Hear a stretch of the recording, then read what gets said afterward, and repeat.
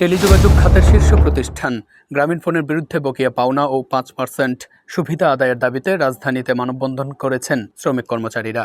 গ্রামীণফোনের বিপক্ষে দাঁড়িয়ে আমাদের এইখানে কথা বলতে হচ্ছে, এটা আমাদের দোষ না।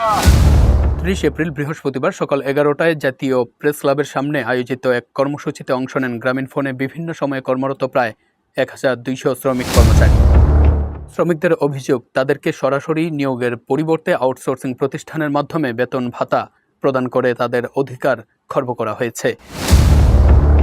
এতে জড়িত কিছু অসাধু কর্মকর্তা বছরের পর বছর শ্রমিকদের প্রাপ্য অর্থ আত্মসাৎ করেছেন বলেও অভিযোগ তোলেন।